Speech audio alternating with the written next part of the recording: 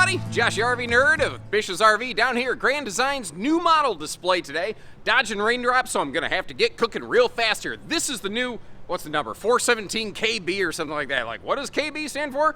I think it stands for kick butt. This is one of my favorite layouts for, like, if someone's truly going to be a full-time destination use RVer. This model right here, it feels more like a house than just about anything else that you run into. I love any manufacturer who makes a layout like this, and their execution of this one, as usual with Grand Design, is very on point. First of all, that big wide body and all the opposing floor flush slides really all come together to create a massive, just open, comfortable house-like living experience in here. And a lot of manufacturers who build like a rear kitchen with a theater seat right up next to it, like, the kitchen feels very trapped in and boxy. This is one of the most open feeling, flowing, comfortable kitchens I've been in, where if there's like two people in the kitchen, you're not necessarily tripping over one another. Although if you're anything like my marriage, at least 70% of my marriage is spent saying, I need in that drawer behind you. Somehow I'm always in front of the drawer that my wife needs. Now, upstairs we have opposing bedroom slides, so you've actually got a bedroom-bathroom mega slide on the face side of the RV, on the camp side of the RV, and then just a king bed slide off the other side, and maybe that's what it means, king bedroom, I don't know, but this thing is large and in charge, and you're going to need a big vehicle to go with it. I do think you're minimum dually country here. And one other thing I do want to mention, like, it's awesome you have the good Cooper 17.5-inch H-rated tires, the TPMS, you have the ABS system coming back for another year. This thing has like an acre of overhang space behind the axles, though. It is long, man. So keep in mind, when you are turning, you're going to have a heck of a tail swing like a school bus behind this sucker, because frankly, I think a school bus would be smaller. And in case you're wondering what that sound is in the background, that staticky white noise, it has started raining. Now, this is a very large display, and naturally, knowing that the weather was coming in, I did the smartest thing, and I left my backpack and my keys and everything on the opposite side of the display, which is all the way, the furthest point possible away from my vehicle. So, like, I really nailed the floor planning on this one. So, you know, I'm going to end up with soggy britches on the way home. Never mind all that, though. What's great about this one, it has very, very clear definition of kitchen versus living room. And what you're seeing on this one today is the optional third air conditioner that this one is able to be outfitted for. Now, one of the interesting things, all Solitudes are prepped for a third air. It's new kind of little brother influence. They have a third air option, but if you don't get it like that from the factory, you really can't put a third air on it. So that's just kind of one of those extra wiring and detail differences between them. One of the other things I like about this one is the location of that half bathroom over there behind the entertainment center. It's like right across from the door, and it creates like a hallway that helps separate the upstairs from the downstairs. I also noticed that kind of buried under those stairs would be your, looks like central vac system.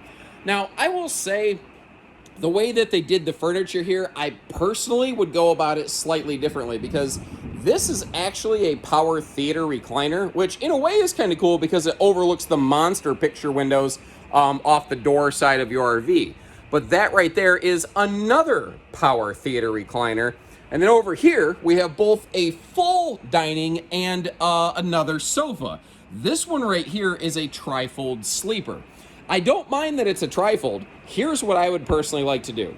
The very first sofa that we saw, I would like that to be a trifold, and I would like this to be like a desk or a bar or something overlooking the campsite of my RV, which, oh man, now there's lightning and everything. Getting back to my stuff is gonna absolutely suck. All right, well, that's my problem, not yours. I'm just kind of griping about it a little bit here. In the meantime, what are we looking at? Well, what's nice is downstairs, we have all floor flush slides, and this is wide body, and when the slide floor matches and everything lines up, it just looks huge. Not to mention super tall slide outs. Naturally, up top above the kitchen, you got one of those rain sensing vent fans, and if it would have been open, with the rain that's coming down, it would have been closed. There's really no question about that right there. On the rear wall, I think that's like a 20 or 21 cubic foot 12 volt compressor fridge. That is a large amount of very fast travel friendly cold storage capacity right there. And then when you start looking, like when I started recording all my kitchen footage, I didn't know where to begin because it's like anywhere that I looked, it just kept going and going. Like it's like Energizer Bunny storage. It just never quit. But this is what I was talking about when the video began right here. Like you've got awesome wraparound counter space, but you've also got just lots of wide open floor space in this kitchen. You know, so a lot of big rear kitchen RVs, if somebody's in the kitchen doing anything, nobody else can really fit in there. It doesn't really work. It just wraps around one person. That is not the case whatsoever on this one right here. Like it works for a lot of people kind of all at the same time. And like I said, there's a ton of storage. Starting up here in this pantry, it's like a walk-in butler pantry built right into that big deep slide. There's storage drawers below the refrigerator that I forgot to display in my footage. So there's even a couple extra drawers there. They just literally don't waste any opportunity for space. Now, in case you're wondering, your things like your household outlets for your kitchen, those are located under a lot of those overhead cabinet spaces. So, you know, visibly on screen, you won't really see a lot of power outlets, but they are there and available for you. And again, the storage just never stops on this thing. Now, moving up into the living room, again, you have dual power theater recliners. You also have that hide-a-bed kind of seat there. And right next to the entry door, there's like a big vertical chunk of cabinetry. That's where your command panel and everything is located. But right down at the floor level, there's part of your central vac system I like to call the electric dustpan. So when you sweep everything up, this floor is carpetless and ventless down here on the main deck. You can just literally push everything over to it and, you know, it just sucks everything up. You don't got to worry about it. Now, it does, again, have the hookup for like the full pool cleaner kit. If you want to haul a hose around the RV, you can do that. But you don't necessarily have to on this thing. Not to mention, one of the cool things about this, let me put you in the driver's seat here. What we're actually watching, by the way, is the Lippert anti-lock brake video, kind of showing you how all that works. If you're not familiar with it, look into it because it's a really cool thing that is factory standard on these Solitude RVs right here.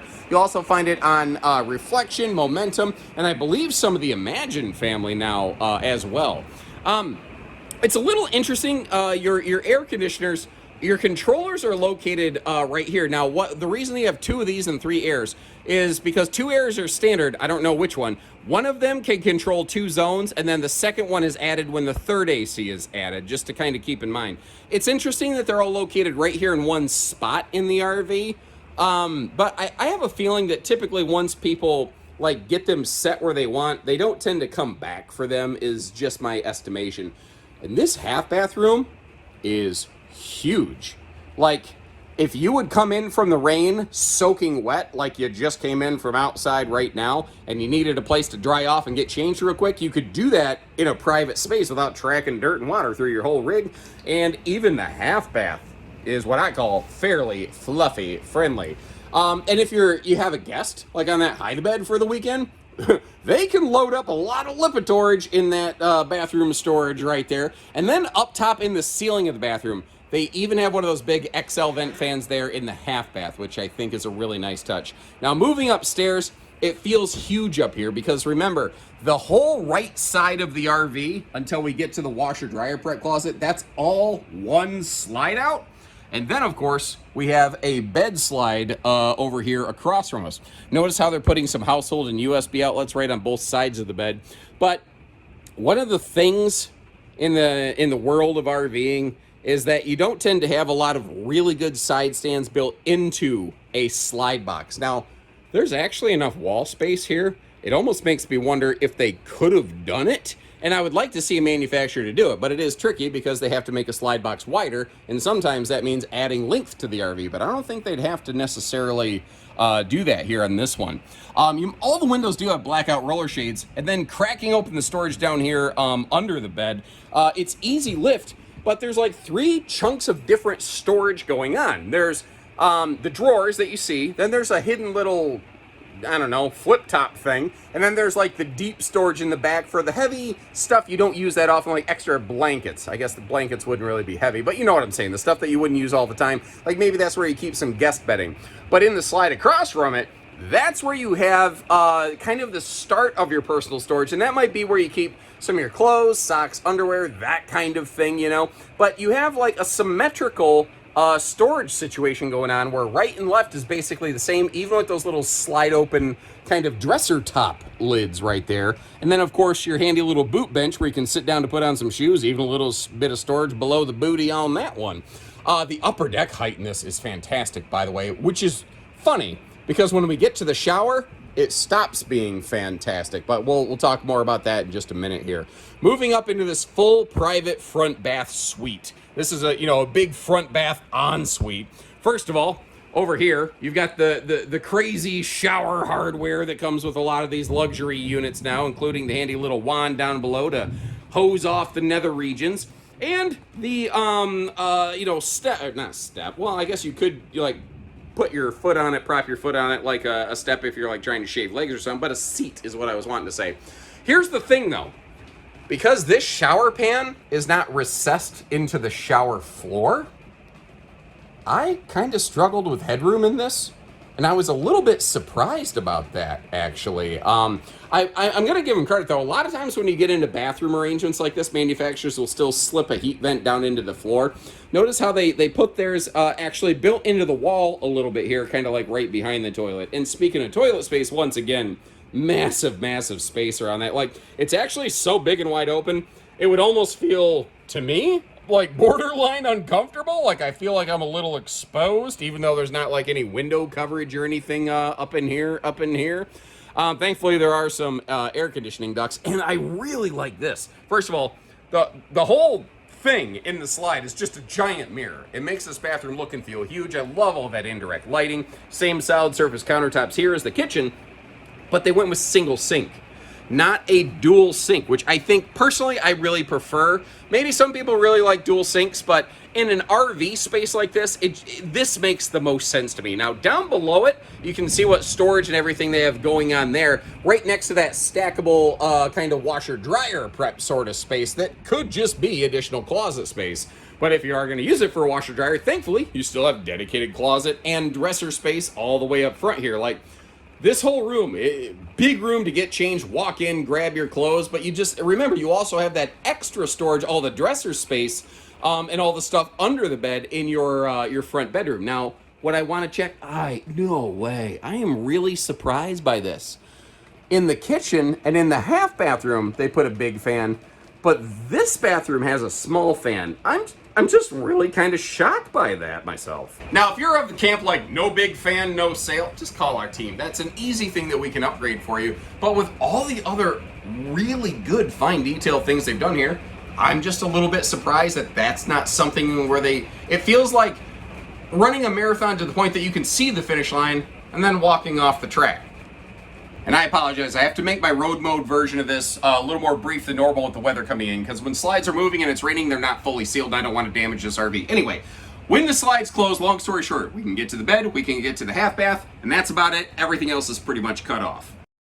All right, so I've got some weather moving in. I'm getting lightly rained on now, so pardon me if I make this like my underwear and it's a little more brief than usual. First of all, it's only about 9,000 feet long. That's all, guys. It's not like it's so big that you can't tow it all day, every day. Obviously, I'm being very facetious here.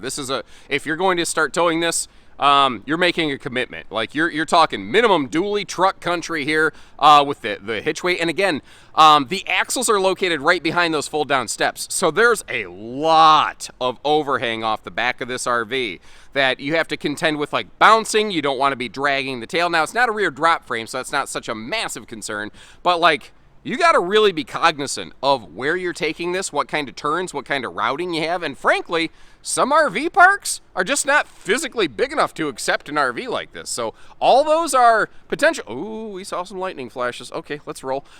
We saw, you get the idea. I'm just trying to be fair to help you understand. Now, you have a MORryde shock dampening pin box to help with that towing.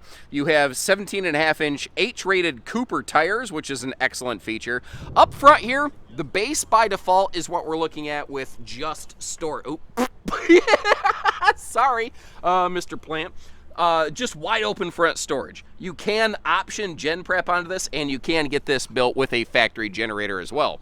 But with that extended upper deck, you have a massive basement storage bay in this. So even though it doesn't have that, because it's not an elevated rear kitchen like some of the models that you find out there, you're still not hurting for outside storage, not even in the slightest. I do like that little accent, almost ground effect lighting that you have down there. And at the very front of it, you see that yellow plug. That is a propane cooker hooker. Without question, 6-point hydraulic auto leveling on this big million-pound beauty right here. And I really like how they, where they hide their, well, not hide, but where they put their outside speakers on these. If a manufacturer is going to do outside speakers, I really like them right down low and right at my patio level so that I can actually enjoy the music and not blow the neighbors away. Now, one of the other things that Grand Design was the first towable manufacturer to do any level of standardization on this, to my knowledge, that was anti-lock braking, and they've brought that back for another year. So God forbid you're in like a wet, slimy road situation. Like right now, it just started raining. You know how the roads get a little greasier at first? If you have to panic stab the brakes, the RV's not going to try to pass you and whip around you or anything like that. Down here, ground level on the back, you do have a 300-pound rated accessory hitch. No, I'm sorry, towing hitch, not accessory hitch, because it does have the safety chain hooks and the 4-way wiring harness. What's funny about that? A 300-pound rated accessory hitch and a 3,000-pound rated towing hitch are literally physically the same hardware. The only difference is that it becomes a towing hitch when they add safety chain hooks and the wiring harness. That's it.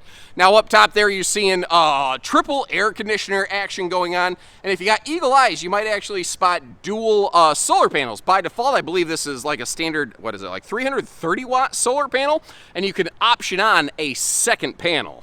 So let me know what you think about her. Now, I've seen different brands with different versions of layouts like this, like the Alliance Paradigm 382RK is certainly similar. Now, what's interesting, Solitude also makes an elevated rear kitchen where it has just a monster mother-in-law suite storage bay below.